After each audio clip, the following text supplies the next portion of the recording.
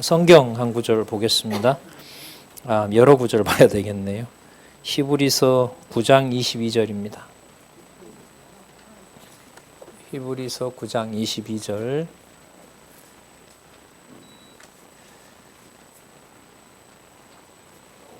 히브리서 9장 22절.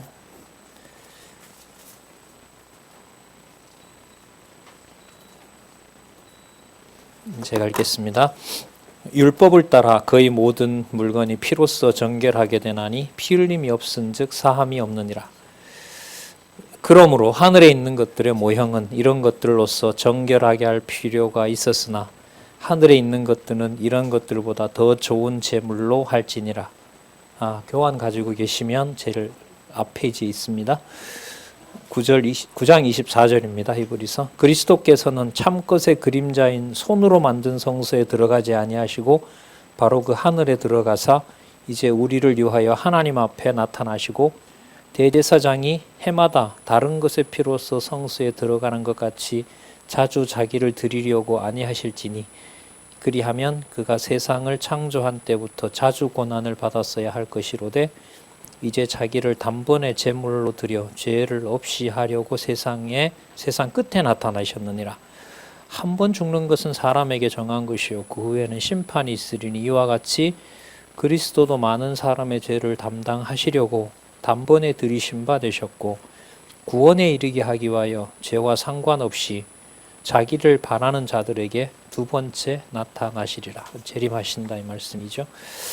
지금 이 히브리서 9장 22절에서부터 28절에 보시면은 피 흘림이 없으면 사함이 없다라는 거죠. 그러면 하나님의 백성이 된다는 것이 이제 죄 사함을 받아야 되는 건데 그게 이제 전체 내용으로 보면 하늘에 그 제물을 드린 그리스도께서 십자가에 단지 죽으신 것이 아니라 부활하시고 하늘에 있는 성소의 아버지 앞에 가서 제가 모든 창세전에 언약했던 것을 다 이루었습니다. 그리고 그것은 레위지파의 전통이 아니라 창세기에도 나오고 시편에도 나오고 히브리서에도 나오죠. 멜기세덱의 반차를 따라서 창세전에 제가 아버지와 맺었던 언약을 다 이룬 것입니다. 이 사건이 일어났다는 거예요.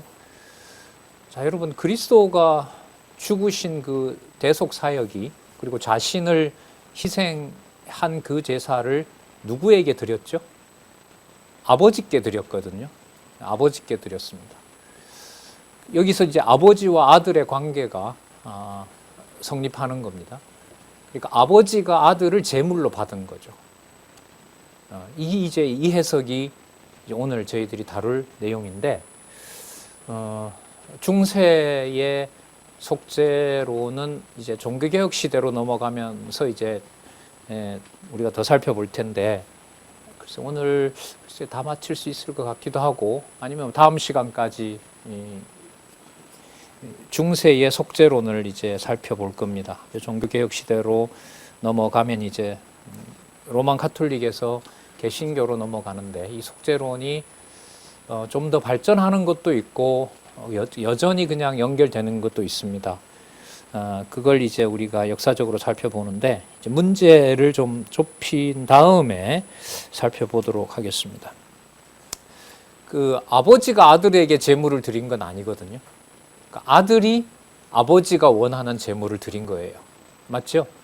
그리고 오늘 여기 본문에 보시면은 단번이라는 말은 1회에 모든 것들을 다 완성하신 일이 됩니다. 모든 것이라는 것은 과거든 현재든 미래든 우리 언약과 성취 섭리도로 보면 창세전에 하나님께서 영원한 언약 속에 그리스도 안에서 우리를 선택했거든요. 이게 중세신학과 이게 개혁파 신학에서 에베소서 1장 3절에 나오는 그리스도 안에서 우리를 선택했다고 했을 때 여러분 그리스도의 의미가 3직이잖아요. 세 가지잖아요. 무슨 직이죠? 선지직, 왕직, 제사직이잖아요. 그런데 인간 구원을 중심으로 신학을 구성하다 보니까 그리스도 안에서 우리를 선택했다는 것을 제일 먼저 왕직도 아닌 선지직도 아닌 제사직으로 모아버렸어요. 제가 볼 때 이건 치명적으로 하나님의 섭리라고 봐요. 제가 이제 신학 박사 학위 논문을 쓴 것도 칼바르트라는 현대의 유명한 신학자잖아요.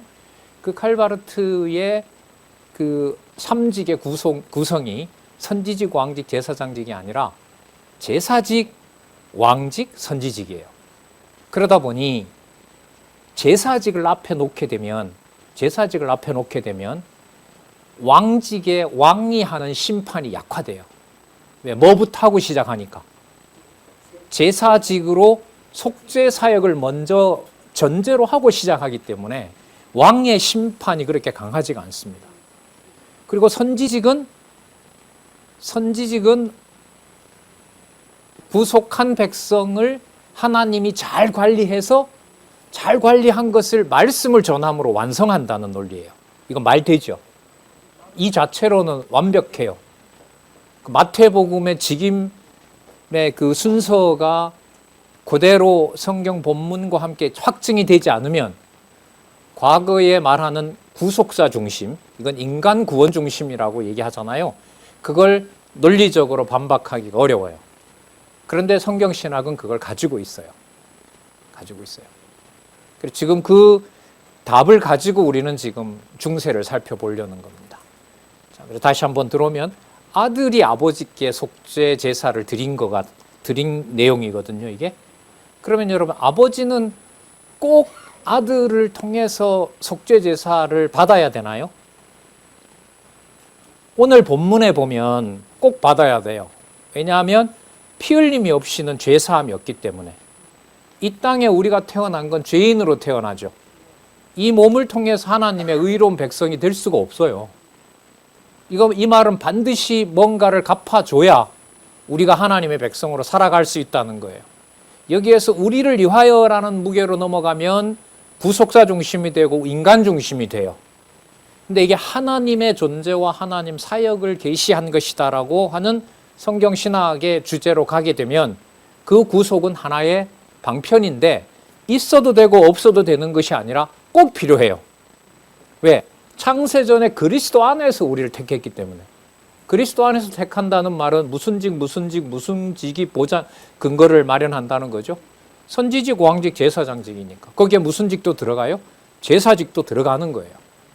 그 제사직이 들어가기 때문에 그 제사직을 레위 지파로 만들어지는 것이 아니라 멜기세덱의 반차라고 하는 거예요. 멜기세덱의 반차는 레위가 낳은 자식이 아니잖아요. 그러니까 창세전 하나님이 여러분들과 저를 하나님 자녀로 택할 때 진짜 영원한 천국에서 이루어지는 사역이잖아요. 그 사역 속에 아직 오시지 않지만 자기 아들이 제물로 희생당할 것을 이미 거기서 약속하고 있는 거예요. 그런데 그분은 단지 제사직만 아니에요. 왕으로도 오시고 선지직으로도 완수하시는 거예요. 이런 부분들이 설명은 단마디로 되지가 않아요. 인간 중심에서 하나님이 우리를 위하여 그리스도를 보냈다는 구절도 많이 나오기 때문에 그 구절들을 설명을 해가야 돼요. 하나님 계시라는 관점에서. 하나님 영광 선포라는 그 계획자들도 말했던 그 관점을 설명을 해가야 된단 말이죠. 그래서 지금 읽었던 9장 22절에서부터 28절 내용에서 아들의 죽음은 하나님이 약속한 바다. 그리고 아버지께 아들이 제물을 드린 이 사건이 과거에, 지금부터 이게 1000년 전 주장들입니다. 라틴어로 된 게 영어에서 다시 우리말로 이렇게 번역이 된 건데, 그걸 제가 또 다시 이제 정리를 해서 여러분들 교재에 말씀드렸죠. 루이스 볼코브의 전통적인 개혁파 신학의 어떤 이 수업 교재죠. 이게 한 50년 전에 여러분 우리나라 장로교의 그 토대를 마련해 줬던 화란 개혁교회의 이 교재예요, 이게. 지금 쓸까요, 안 쓸까요? 전혀 안 씁니다. 유럽 교회가 지금 처치곤란이죠. 코로나 이후에. 코로나와 전쟁으로 관광객이 오지 않기 때문에 관광지로 있던 이 교회들도 지금 정부 보조가 끊어져 가지고 유명한 교회들이 다 문을 닫게 생겼다고 지금 유튜브도 나오고 제가 글로도 읽었거든요. 그 베를린이나 프랑스나 여러분 그런 데 가서 재투자하시기 바랍니다. 근데 그거 사놓으면 뭐 하지 근데? 앞으로 한국으로 관광 올 텐데. 안 그래요? 아까 우리 원로께서도 말씀하셨지만 끝이 나고 있어요.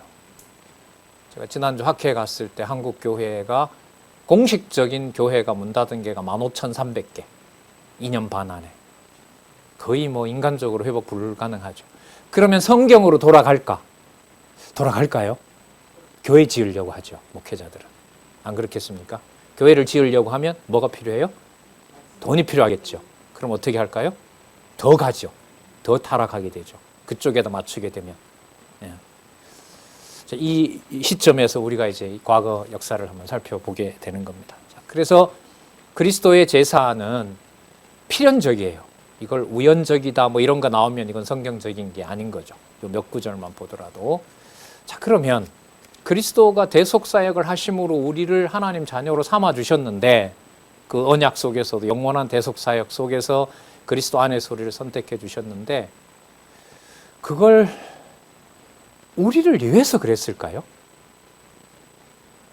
우리를 위해서 하나님과의 아버지의 아들로서 어느 게 더 궁극적인 목적일까요? 여러분과 저를 위해서? 아니면 아버지와 맺은 언약을 위해서? 아버지와 맺은 언약이라는 말은 그때는요, 요한복음에 있는 대로 아버지와 아들이 분리될까요? 분리되지 않을까요? 분리가 안 돼요. 그러나 제물을 받는 것은 누가 바치고 누가 받아요? 아들이 바치고 아버지가 받아요. 그러나 창세전 영원한 속죄로 가면 아버지와 아들의 관계가 아니라 요한복음 1장에 나오는 대로 로고스도 곧 누구예요? 하나님이세요. 이걸 어떻게 사람들이 쉽게 설명을 하겠냔 말이에요. 이건 성경을 따라가지 아니하면 이건 해석이 불가능해요.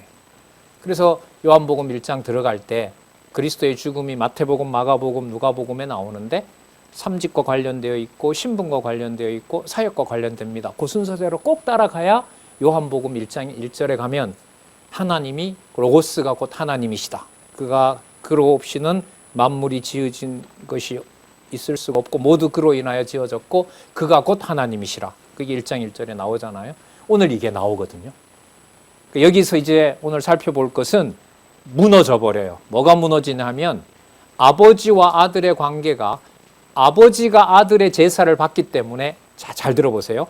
아버지가 아들의 제사를 받기 때문에 요한복음을 안 가고요. 아버지가 아들의 제사를 받기 때문에 아들은 아버지보다 못해요.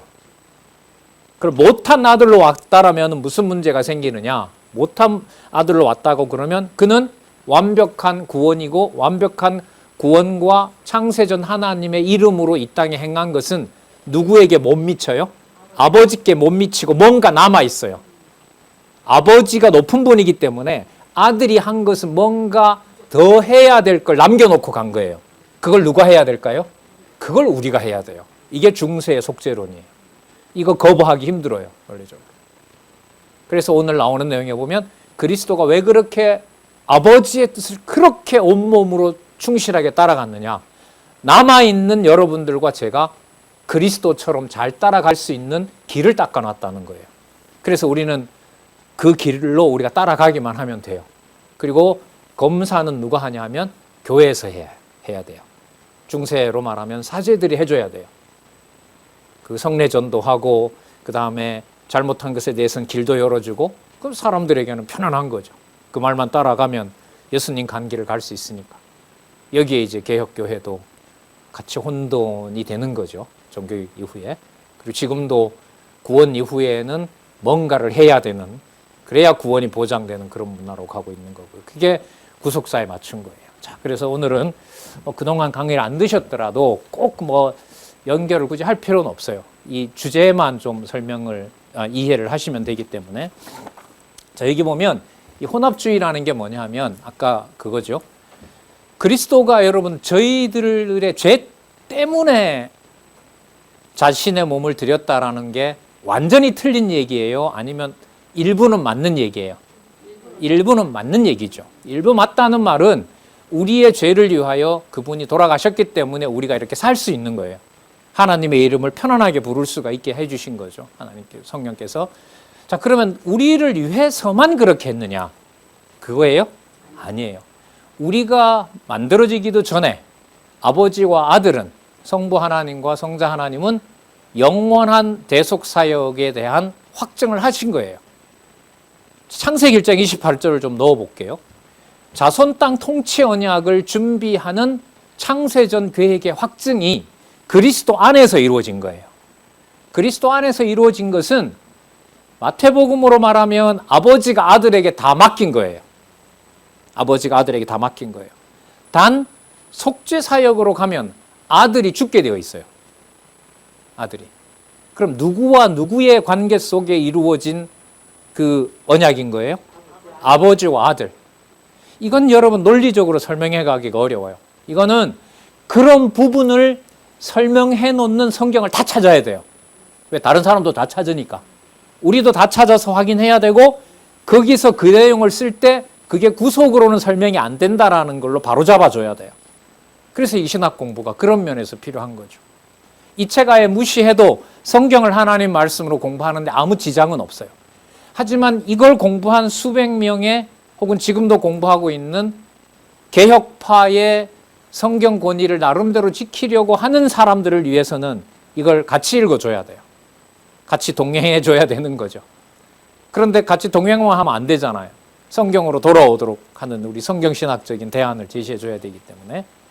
자, 그래서 일부는 인간과 관련되지만 아버지와 관계된 속죄 사역이 이루어져야만 돼요. 그건 우리의 행위와는 관계가 있을까요? 없을까요? 없어야 돼요. 그걸 뭐라 그러냐면 객관적 속죄론이라 그래요. 객관적 속죄론. 그러니까 누구와 누가 맺었던 관계를 이 땅에서 성취하는 거죠. 아버지와 아들 관계에서. 자, 여기에서 우리를 위해서 한 면이 있지 않느냐라고 하면 그걸 내 개인과 관련을 시켜서, 택한 백성들의 개인적인 문제와 관련시켜서 주관적인 속죄론이라고 해요. 여러분, 그리스도가 2000년 전에, 우리가 태어나기도 전에, 우리가 이 땅에 오기도 전에 다 이루신 그 사건이 내가 본 바도 없고 들은 바도 없고, 물론 나중에 이렇게 성경을 통해서 알게 되었지만, 여러분들과 제가 뭔가 관여한 게 있어요, 없어요? 전혀 없죠. 이런 걸 뭐라 그러냐면 객관적이라 그래요. 그런데 지금 성경으로 아까 읽어봤지만 그렇게 해놓은 게 2000년이 지난 지금, 또 이 히브리서를 사도 바울이 기록했다고 하면 2000년 전에 이걸 기록했던 바울, 또 바울도 예수님 실제로 돌아가시는 걸 봤는지 안 봤는지는 기록에는 안 나오니까요. 자, 어쨌든 바울이 기록해 놓은 거, 2000년 후에 우리가 지금 보는 거, 이 말씀이 우리와 관계가 없으면 우리가 하나님 자녀가 될 일이 있어요, 없어요? 없어요. 이게 관계가 되는 거예요. 그럼 관계가 된다는 말은 2000년 전에 있었던 객관적인 사건이 지금 나에게 주관적으로 뭐가 된다는 거예요? 연관이 된다는 거죠. 성경신학은 이걸 여러분 성령께서 깨닫게 하신다고 강하게 주장하는 거예요. 어떤 지적인 어떤 노력과 개인의 행위로 되는 건 아니에요. 그 천주교에서, 가톨릭에서 말하는 사제가 돕고 교회가 인정하는 그런 방식의 속죄로는 아니에요. 그렇다고 해서 내가 속죄함을 받은 확실한 증거를 내가 또 다 확인할 수 있는 것도 아니에요. 내 확신이 강하면 강할수록 성경신학에서는 성령 하나님의 주관이 그만큼 더 분명해져야 되는 거죠. 그럼 성령 하나님의 주관은 무엇을 통해서 오느냐? 음성 들려줄까요? 장로님한테, 아니 목사님한테 물어보면 답을 주죠? 아니죠. 우리는 목사도 없어요. 아, 저쪽 편에 있네요. 가서 물어보시면 되겠네요. 아니에요. 사람에게 물어볼 일이 아니에요. 뭐밖에 없어요? 사도행전 1장 12절부터 속죄론과 관련해서는 요한계시록 22장 마지막 장 마지막 절까지 전체 속에 속죄 문제가 여호와의 존재 중심으로 기록되어 있는 거예요. 자, 그럼 이 혼합주의는 뭐냐? 그리스도가 우리를 위해서 그냥 돌아가신 것, 객관적으로 돌아가신 건 맞다고 하다가 그러면 질문을 받죠? 나와 무슨 상관이 있지? 이게 나와 무슨 상관이 있는 거야? 아, 그러면 조금 바꿔요. 아, 그리스도가 그렇게 아버지가 정하신 길을 간 건 내가 따라갈 수 있도록 그리스도가 길을 열어준 거야. 그럼 누가 들어갈 여지가 있죠? 내가 들어갈 여지가 있죠. 이게 여러분 보통 고민이 아니에요. 여러분 창세전 그리스도 안에서 우리가 선택된 걸 제가 알까요? 어떻게 알아요 이거? 예? 그리스도의 씨 뿌리는 비유가 얼마나 냉정한데, 자라다가도 잘 자라가도 가시를 덮어버리고 세상 염려 속에 넣어버리거나 재물에 갖다 덮어버리면 끝장납니다. 그걸로 교회 언저리도 못 오게 해요. 이게 여러분 우리나라 역사에도 일어났죠. 일본이 태평양 전쟁 일으켰을 때 교회가 앞다투어 모금하죠. 왜? 살려고. 신사참배도 목사들에 앞서서 하죠. 얼마나 감추고 싶겠어요. 예? 근데 이게 6.25 전쟁이 나면서 목회자들이 닫고 있던 입을 하나님이 열게 하셨죠. 낙동강 이남 부산만 남았을 때 수백 명의 목회자들이 부산에 모여들고 거기에서부터 8월 말부터 9월 중순까지 인천 상륙 작전 갈 때까지 매일 3회 기도를 하죠. 그러다가 어느 날 번물이 터졌습니다. 하나님, 제가 신사참배해서 하나님이 때리는 겁니다. 그게 그 범죄했던 사람들 입에서 다 자백이 일어납니다. 그리고 그 누구예요? 그 박윤선 박사님이라고 왜 우리나라의 유명한 주석가 있잖아요. 거의 뭐 정답처럼 되어 있는, 우리가 볼 땐 비판할 게 많지만, 그 박윤선 박사님도 그때 고백을 하죠. 제가 딱 한 번 신사참배했습니다. 이렇게 되는 거예요. 자, 다시 돌아와서요. 이러한 하나님의 그 섭리 역사에서 그리스도가 날 위해 죽으셨다라고 하는 이것은 그런 문제가 고민이 되는 사람에게는 결정적이에요.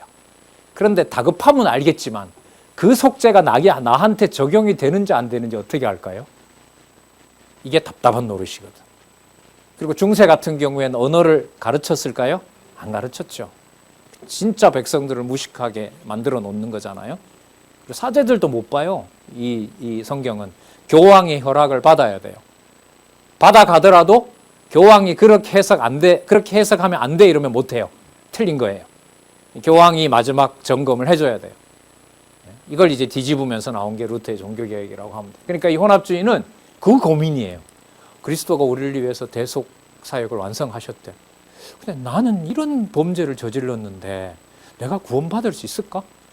그 속죄 사역이 나와 무슨 관계가 있을까? 사제들은 그러죠. 로마 가톨릭 사제들은 교회에 와서 인정해 주면 된다. 여러분, 이게 반가운 소식이에요? 아니면 덜 반가운 소식이에요? 그리스도의 속죄가 나에게 왔는지를 누가 검증해 줄 때가 있다고 해요. 그게 좋은 소식이에요? 나쁜 소식이에요? 엄청 좋은 소식이죠. 그러니까 어디로 갈 수밖에 없어요? 교회로 갈 수밖에 없는 거예요. 교회로 갈 수밖에. 그러니까 이 고민 속에 뭐가 만들어지냐면 혼합주의인 거예요. 자, 잘 보세요. 이제 조금 이해가 되실런지 몰라. 구속사에게 객관성을 강조해요. 그건 나와는 관계가 있어요, 없어요? 없어요. 그냥 두면 안 돼요. 왜? 내가 구원받아야 되기 때문에. 그러니까 여기 보면 구속사에게 주관성을 강조하는 사람이 등장해요. 이게 바로 아벨라르라는 사람이에요. 근데 이걸 조화를 하려고 하죠. 근데 이 조화를 사람의 능력으로, 이론으로 할 수 있을까요, 없을까요? 없어요. 주관적인 걸 강조하면 내 중심으로 넘어와요. 그러면 그리스도는 누굴 위해서 죽을 수밖에 없어요? 날 위해서 죽은 게 돼. 그럼 날 위해서 죽는다면 기독교는 누구 중심이 되죠? 인간 중심이 돼요. 그럼 창세전 영원한 언약을 이루셨다는 성경 구절이 나오면은 그때는 내가 없었는데 내 중심으로 생각하던 게 맞아요? 틀려요? 틀리게 돼. 그럼 도대체 이건 또 뭐냐? 이 사이에서 혼란을 겪고 있는 게 바로 혼합주의인 거죠. 혼합주의. 자, 여기 한번 보시면은 이 페트르 롬바르두스라는 사람의 속죄로는 여기 보세요. 오직 속죄의 자격을 갖춘 그리스도 자신이, 이게 중요해요. 자원에 의한 고난과 죽음에서 출발해요. 그리스도가 자원했으니까 우리도 뭐 하면 돼요? 자원하고 노력하면 돼요. 여러분, 이게 반가운 소식일까요? 덜 반가운 소식일까요? 그렇죠. 뭐 하는 길이 열렸으니까. 구원받는 길이 열렸으니까. 이게 여러분 구속사예요. 사람들에게 길을 열어주는 게 맞겠죠? 그렇죠. 열어주죠. 우리 원로를 통해서 들으셨고, 우리 아마 여기 우리 선배들도 잘 아실 텐데 70년도에 우리나라에서 산하 제한하면서 얼마나 많은 그 열악한 시설 속에서 영아들을 낙태시킵니까? 꼼짝 말하죠. 꼼짝. 어느 누구도 안 걸려들 수가 없었어요. 그래서 이 문제를 꺼내버리면 이거는 진짜 뭐 목줄을 지는 거죠. 어머니들. 그걸 악용하잖아요. 그리고 뭐 해야 돼요? 마지막 날에 안수받고 서원해야 돼요. 그러면 그 죄를 사해줘요. 진짜 인간적으로 진짜 못됐죠. 그런 문제도 그 하나만으로도 절박하고, 아까 여러분 신사참배 문제 같은 거, 목회자로서 그렇게 했을 때 더 이상 씻을 방법이 없다라고 만약에 율법으로 몰아가면 끝나는 거잖아요. 그러면 여러분 구원받을 수 있는 퇴로를 열어줘서 뭔가를 내가 뭐 할 수 있도록 자원할 수 있는 길을 열어주면 얼마나 좋아요. 그래서 여러분 인간 중심적인 구속사가 먹히는 거예요. 이쯤 되면 하나님이 존재하는지 안 한지는 내 구원에 필요한 만큼 필요한 거예요. 내가 그야말로 버려지고 뭐 이스라엘 백성들처럼 망하고 뭐 해도 여호와 이름만 보존되고 그 이름만 기억할 수 있으면 된다라는 그야말로 냉정하고 객관적인 진리는 나로부터 거의 상관이 없어요. 그런 면에서 그런 식으로 기독교를 접한 사람들은 이렇게 딱딱하게 성경을 객관적 진리로 제시하는 것이 맞긴 맞는데 나와 무슨 상관이 있지? 그런 인간적인 일들이 벌어지는 거죠. 그래서 지식주의다, 뭘 그렇게 알려고 그러느냐, 이런 방향으로 넘어가게 되죠. 네. 자, 여기 보세요. 죄인들을 위한 자원으로서 속죄사역은 사단의 권세와 죄의 형벌에서 벗어나게 했다. 그런데 이러한 속죄사역으로 인한 구원 능력은 어떻게 가능할 수 있느냐가 대해 롬바르두스는 우리를 향한 하나님의 너무 큰 사랑의 맹세가 원천이라는 거죠. 그럼 여기서 하나님의 너무 큰 사랑의 맹세라는 말은 창세전 하나님의 뜻이라는 것은 전부 누구를 위해서 작성한 일이 돼요? 나를 위해서 아버지와 그리스도가, 성부와 성자가 앉아서 나를 위해서 둘이 예정론을 만들어낸 거라는 게 되죠. 그 예정론도 누구 중심으로 해석을 해요? 우리 중심으로 가게 되는 거예요. 그러다 보니 객관성은 무슨 용도가 되냐 하면 내가 구원받는데 그리스도가 그 길을 닦아준 걸로, 이게 여러분 바로 구속사 중심, 인간 중심적인 기독교가 되는 거죠. 그러니까 아까 말씀드린 대로 그 딱한 영혼의 문제, 그리고 숨기고 싶은 범죄가 있는 사람에게는 그 돌파구를 열어주니까 얼마나 그게 복음이 되겠냐 말이죠. 그리고 그걸 너무나 잘하는 사람들이 그걸 인간적으로 보면 악용하죠. 악용하고 그게 부흥회라는 방식으로 한국교회를 요동쳤던 적이 많죠. 자, 그래서 여기 보시면은 이는 피조물의 마음을 감동시켜 하나님을 사랑하게 하여, 하나님을 사랑하게 한다는 말은 내 의지로 사랑하는 거거든요. 요걸 좀 어려운 개념으로 이래 만든 거죠. 속죄를 위한 의지적 주관성이 작동하도록 한 거죠. 그 속죄를 받기 위해서는 예수님이 뭐 한 것처럼 그리스도 자신이 아버지께 자원한 것처럼 여러분들과 저도 뭐 하면 돼요? 자원하고 내의지적으로 노력하면 속죄가 완성되는 거예요. 그걸 위해서 그리스도가 이 땅에 오신 거예요. 얼마나 감사해요? 그죠? 너무너무 감사하잖아요. 그죠? 회개의 눈물들이 이제 더 이상 안 흘려도 돼요. 그러나 이제 이 가르치는 사람이 함부로 행동하면 안 됩니다. 따라서 과거의 일을 반복하시면 안 되고 가르쳐주는 대로 따라오셔야 됩니다. 등록하시고 세례 받으시고 11조 하시고, 그리고 잘 안 되면 조상것까지 내고 뭐 이렇게 이제 가계 저주론으로 몰아가면 끝나는 거죠. 이걸 이단은 다시 역이용해서 그런 거 없다. 중생으로 구원받고 하면 이거 다 되는 문제다. 그리고 성경에 적당한 구절을 넣어서 이 부분을 건드려서 풀어줘요. 그리고 자기네들 교주한테로 데리고 가요. 이게 이단인 거죠. 자, 그 다음 볼까요? 2-2번 여기 또 보나벤투라라는 사람이 나오는데 이게 1200년이니까요. 지금부터 몇 년 전이죠? 1000년 전은 아니네요. 그죠? 200년이니까 한 800여 년 전? 자, 이 사람은 배상적 속죄를 주장해요. 이게 배상적 속죄가 여러분 뭐냐면 하나님이 죄를 너무 싫어하거든요. 이 너무 싫어하는 죄를 우리는 죄인이기 때문에 하나님이 그 속죄의 제물을 받아요, 안 받아요? 안 받죠. 우리가 죄인인데 뭐하러 받아요? 받을 게 뭐가 있다고. 그러면 아버지한테 배상을 하나님께 하나님의 진노를 풀 수 있는 사람은 한 사람밖에 없어요. 인간의 몸을 입고 있지만 순수한 사람. 그게 누굴까요? 인간의 몸을 입고 있지만 불의하지 않은 사람. 그가 누구예요? 예수 그리스도잖아요. 그가 뭐 해주셔야 돼요? 배상해줘야 돼요. 배상해줘야 돼요. 자, 보세요. 이 속죄는 하나님의 진노를 해소하는 유일한 수단으로 하나님에게 합당한 존귀함을 돌려드리는 것이 목적이고요. 그 결과 하나님의 긍휼과 하나님의 의가 드러나게 됩니다. 그렇게 드러난다 하더라도 여러분 이게 나와 무슨 상관이 있어요? 아까 얘기했었죠. 그리스도의 속죄 사역이 너무너무 위대합니다. 강도라도 낙원에 보내요. 그만큼 대속 사역은 완벽합니다. 근데 그거하고 저하고 무슨 상관이 있죠? 갖다 쓰면 되나요? 강도가 나야. 그냥 나도 강도처럼 구원받았어. 이게 설명이 되면 좋은데 안 되죠. 안 되죠. 이 고민을 신학자들이 안 할 리가 없고요. 그럼 여기에서 간극을 메꿔야 되잖아요. 간격을 메워야죠. 아까는 하나 살펴봤죠. 아까 나타났던 것은 그 롬바르두스는 뭘 강조했어요? 자원. 내가 자발적으로 참여하는 거. 자, 여기는 뭐라고 하냐면 그리스도의 고난은 피조물이 하나님의 사랑에 응답하는 최적화된 수단이다. 최적화된 수단이다. 그러면 누가 길을 닦아놨고 누가 따라가면 돼요? 그리스도가 길을 닦아놓았고 우리가 그 길을 따라가면 돼요. 길을 깔아놨으니까. 그 길을 따라가는 건 누가 해야 돼요? 내가 해야 돼요. 여러분 이건 개혁파 신학에도 그대로 가는 거예요. 예정, 그 다음에 창조, 그 다음에 타락, 구속, 그 다음에 부활로 가기 전에 딱 하나는 인간의 의지를 넣어버리죠. 개혁교회도. 뭐 성화는, 구원 그 이후는 누가 해야 된다? 내가 해야 된다.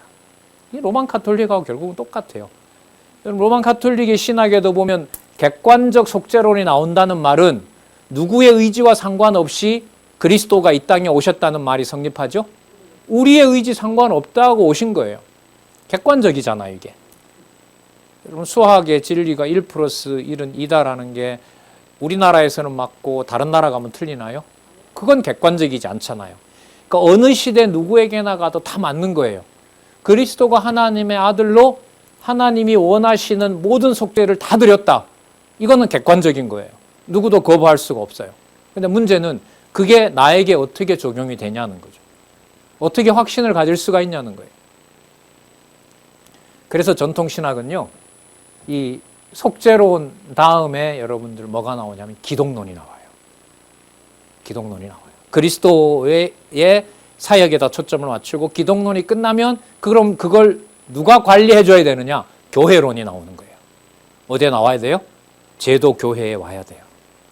그래서 작년에 그 가정교회 제가 발표하면서 우리 살펴봤잖아요.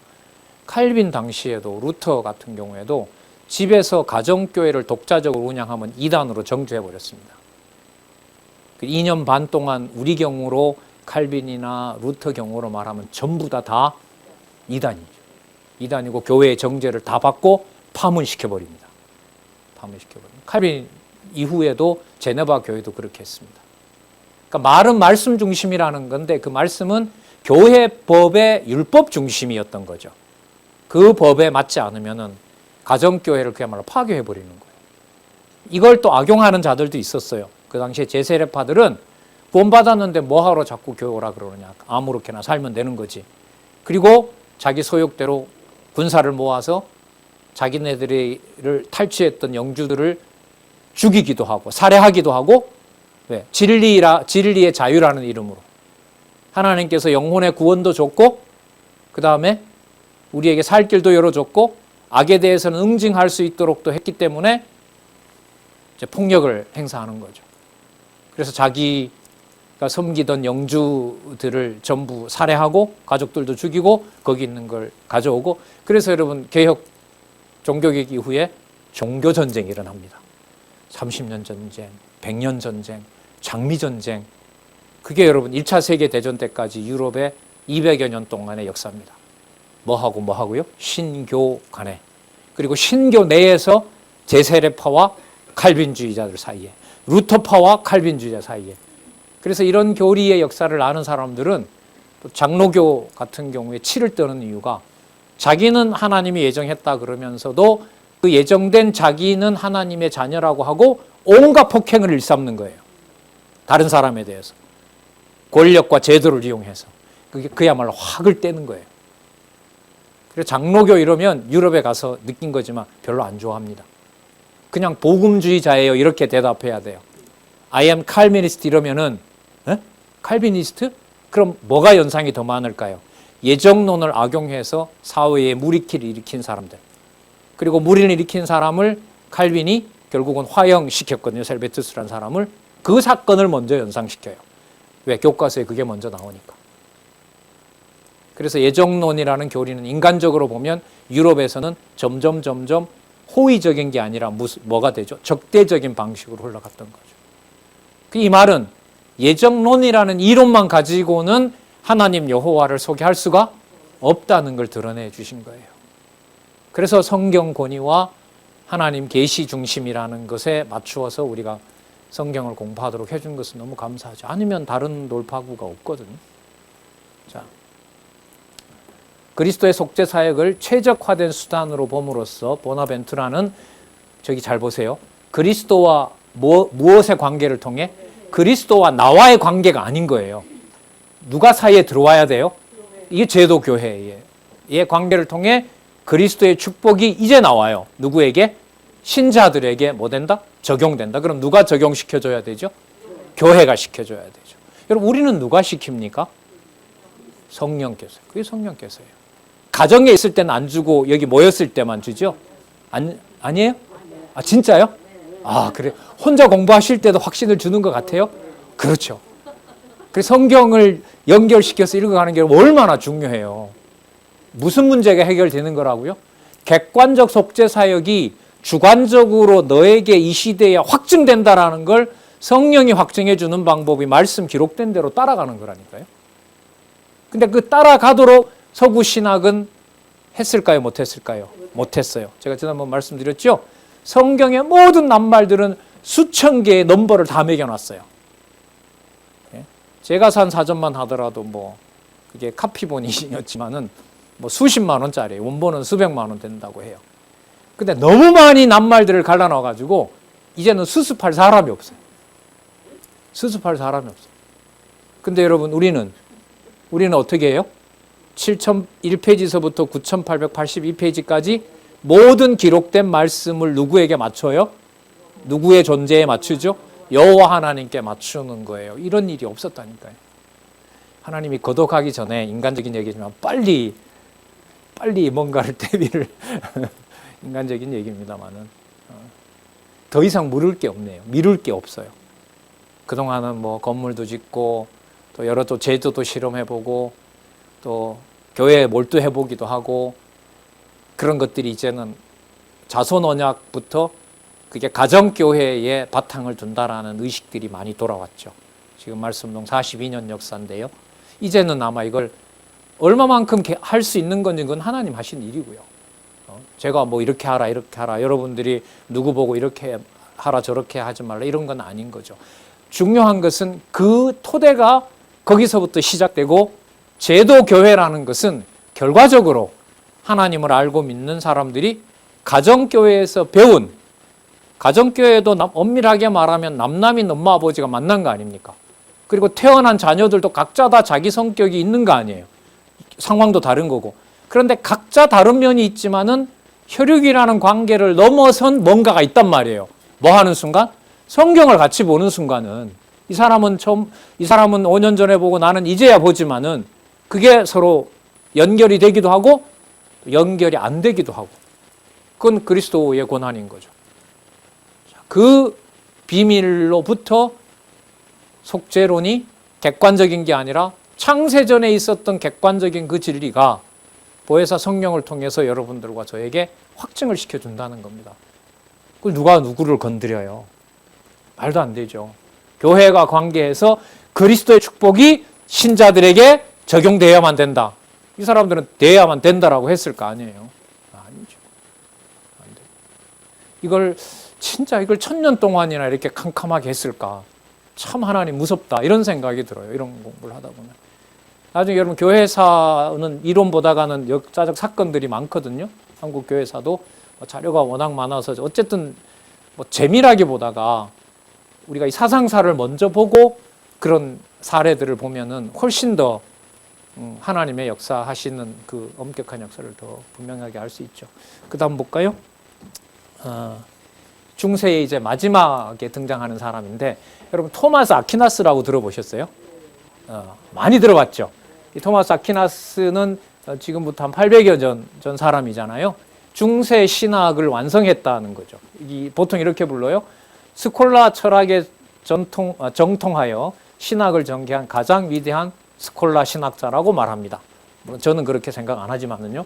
일반적으로 그 사람을 토마스 아퀴나스라고 얘기를 해요.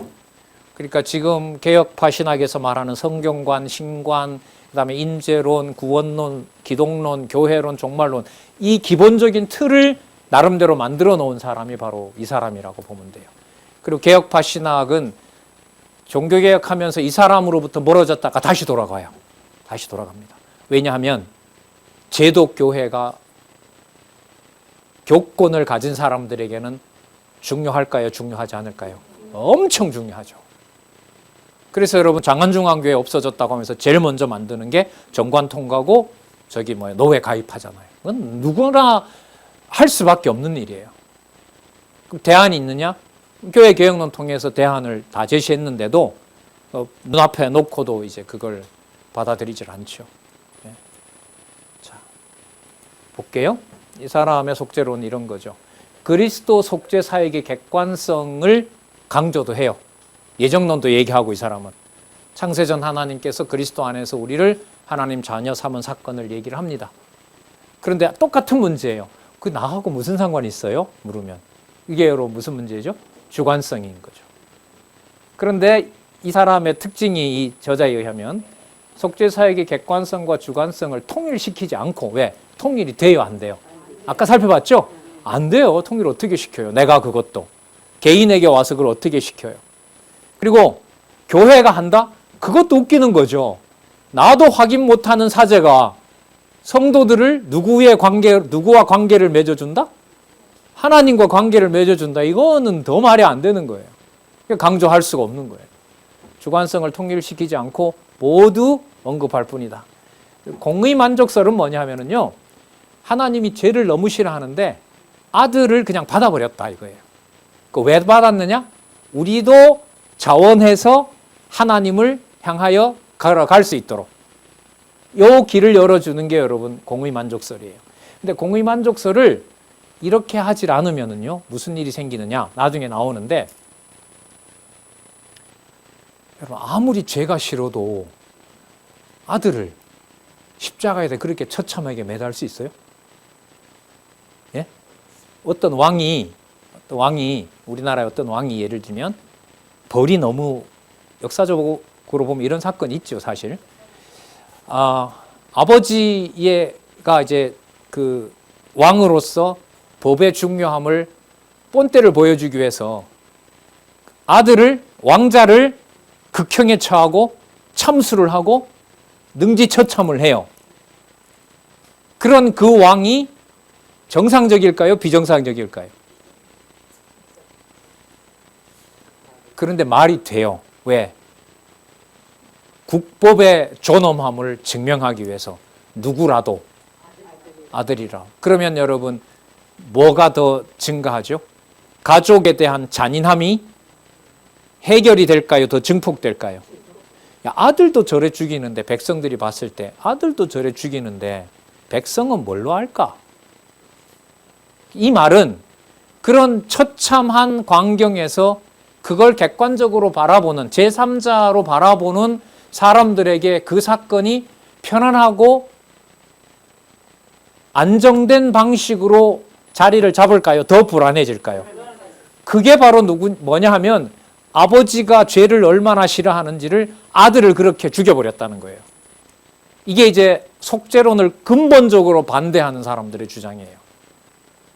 제가 창세전 그리스도의 속죄론 얘기했을 때 제가 제 지도 교수가 석사 논문 지도했던 분이 그걸 저한테 묻는 거예요.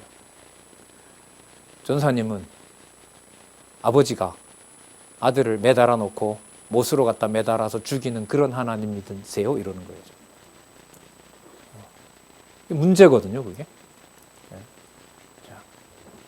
그래서 여러분, 이 공의 만족설이라는 게 편한 게 아니에요. 아버지가 죄를 얼마나 싫어하는지를 증명을 했는데 피조물 속에서는 전부 죄인들이니까 받을 만한 재물이 있어요, 없어요? 없죠. 다 더러우니까. 그러니까 누구를 받아요? 아들을 갖다 달아매 놓고 마음껏 응징을 한다는 거예요. 본인 하고 싶은 대로. 이게 여러분 공의 만족설을 못 꺼내는 두려움이 있는 거예요. 여러분 그런 면이 있어요, 실제로? 예? 있어요, 없어요? 없어요? 아버지 어찌하여 나를 버리셨나이까가 기쁜 마음으로 했을까요? 처절한 마음으로 했을까요? 우리가 알 수 없을까요? 이런 개념들이 이게 쉬운 개념이 아닌 거예요, 그게. 자, 그 다음에 이게 볼까요? 죄책 배상이 아닌 하나님의 사랑에 대한 주관적 반응성을 모두 다 말해요. 자, 앞의 내용은 공의만족설은 뭐 한 거냐 하면 우리의 의지와 상관없이 아버지가 죄를 얼마나 미워하는지를 보여주는 것이다. 그러니까 아담부터 모든 인류가 지었던 것을 다 묶어서 누구 하나를 죽임으로, 아들 하나를 받음으로, 배상함으로, 여기 나오죠? 총괄갱신, 발생, 반복. 이 발생, 반복은 무슨 뜻이냐면 아담부터 모든 인류가 태어나서 했던 모든 짓, 그 모든 것들에 대해서 당신이 아들로부터 받았다는 거죠. 그야말로 이건 우리 의지가 개입해요, 안 해요? 안 하죠. 그래서 요거는 이제 객관적인 게 되는 거죠. 그리고 이렇게 딱 끝나잖아요? 그럼 하나님은 뭐에 대해서 벌하는 분으로 딱 끝나요? 죄에 대해서 단지 응징하는 분. 이걸 그대로 들을 수 없잖아요. 그러니까 아까 우리 살펴봤잖아요, 이미. 그렇게 아들을 한 이유는 여기서 아들이 자의로, 자발적으로 참여함으로 해서 다른 사람들도 그 아버지가 원하는 길을, 여기 볼게요, 따라갈 수 있도록 하나님 사랑에 대한 주관적 반응을 유도하기 위해서 그렇게 했다는 거예요. 아들을 그렇게 십자가에다가 내어주고 처참하게 죽게 하는 그 아버지가 우리에 대해서 자신을 얼마나 사랑하는지를 따라오라고 하는 게 설득력이 있어요, 없어요? 그래요? 아들이 아버지를 따라간 결과가 죽음의 고통에서 좀 면제해 주든가 약화시켜 주든가 없애주거나 그런 게 아닌데 아버지의 의지에 자발적으로 동참했는데 그 육의 몸은 어떻게 돼버렸어요? 보통 버리는 정도가 아니잖아요. 극형에 처해버리잖아요. 그렇기 때문에 그리스도가 자발적으로 그렇게 걸어갔던 그 길이 아버지를 사랑하는 길이다라는 게 우리한테 들어오냐 말이에요. 안 들어오죠, 이게. 안 들어오기 때문에 속죄론에서 그리스도의 죽으심을 우리한테로 뭔가 모범으로 가져오기가 어렵다, 아니면 불가능하다. 이게 거의 불가능한 일이 돼요. 불가능한 일이 돼요. 하나님이 죄를 싫어한다. 맞아요. 하나님 죄 심판하세요. 그런데 거기까지는 좋아요. 그런데 뭐예요? 아들을 통해서만 받아야 돼요. 이걸 설명을 어떻게 하냐 말이죠. 그리고 아들이 자발적으로 간 길을 나도 따라간다? 자발적으로 따라간 결과가 아버지가 아들을 뭐예요? 십자가에 내어주는데요. 물론 여기다 의미는 부여하죠. 그러한 고난이 장차 가족까지 다 구원하는, 연옥에 있는 가족까지 다 천국으로 보내는 거니까 한번 참으세요. 이런 얘기는 할 수가 있죠. 그러나 그렇게 한다고 해서 그게 그리스도의 구속이 나한테 확증됐다라고 하는 증명은 하기는 힘든 거예요. 그래서 이제 마지막에 해당하는데요. 이 사람이 지금 종교개혁이 사실 한참 남긴 남았네요. 1517년이니까 이로부터 한 300년 후에 이제 속죄로 그 종교개혁이 시작이 되는데 그때까지 이 속죄론에 대한 논쟁은 객관적인 것도 강조도 못하고, 그리고 죄를 미워한다는 것도 강조할 수만 없고, 우리를 위해서 그렇게 했다라고 하는 것도 강조를 할 수가 없고. 그러니까 여러분 아까 우리 뭐라 그랬죠? 혼합주의적인 속죄론이라 그랬잖아요. 이 간극을 여러분, 창세전 하나님의 영원하신 은혜가 오늘 나에게 적용되는 것을 진리의 말씀으로 확증해 준다? 그럼 이건 사람의 어떤 논리적 구성으로 되는 일일까요? 안 되는 거예요. 여러분, 말씀이 그래서요, 믿어진다는 게, 믿어지게 하신다라는 게 이게 보통 사건이 아니에요. 그리고 예수님의 그 씨 뿌리는 비유에서 나온 것처럼 하나님의 말씀을 누구 방식대로 관리해요?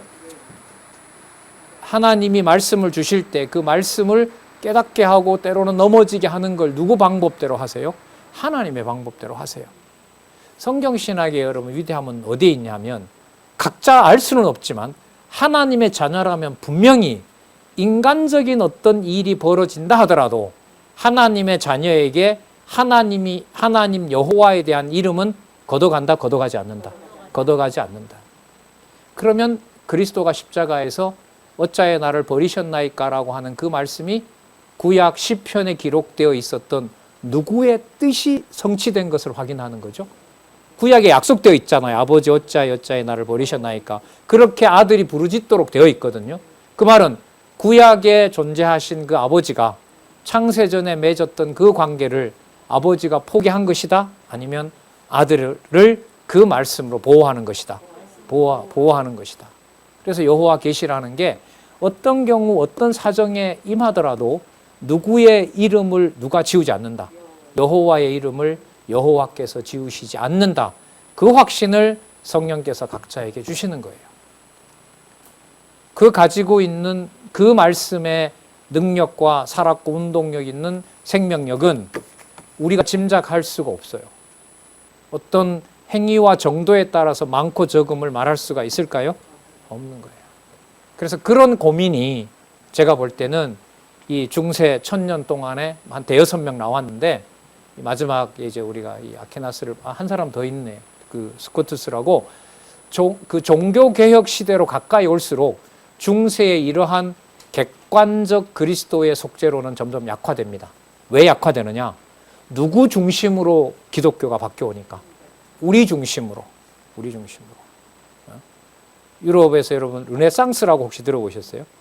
르네상스가 뭐냐면 나에게 맞추어서 모든 이론을 풀어내거든요. 그러다 보니까 이게 로만 가톨릭이 쥐고 있었던 속죄론에 대한 이론들도 누가 먼저여야 돼요? 내가 먼저여야 되죠.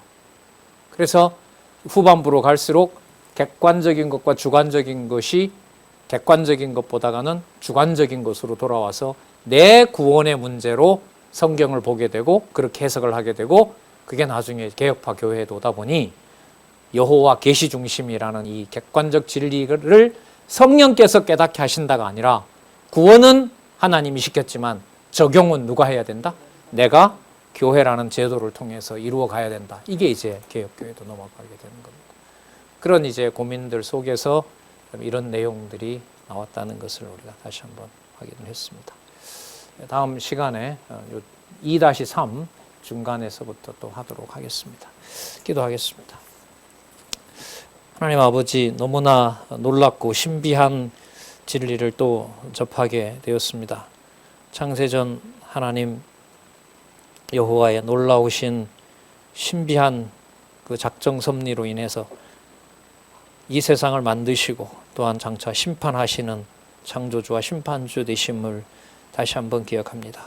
그리고 그 가운데 죄에 대해서 엄격하게 벌하시는 하나님의 놀라우신 공의와, 하지만 어떤 경우에라도 당신의 아들을 십자가에 내어줄 때에도 아버지의 신실하심과 긍휼하심은 절대로 포기한 적이 없는 이 신비한 진리를 하나님 또 한 번 생각하게 됩니다. 가슴과 우리의 머리로는 접근할 수 없는 이 놀라운 지식을 저희들에게 성경을 읽히게 해주시고 성경을 따라갈 수 있게 해주시고 그 가운데 하나님을 믿는 신앙을 확증해 주셔서 너무나 감사드립니다. 더욱 매진하여 주신 이 말씀 선명하고 분명하게 배우고 또한 전할 수 있도록 하나님 우리를 지켜주시옵소서. 예수님의 이름으로 기도드렸습니다. 아멘.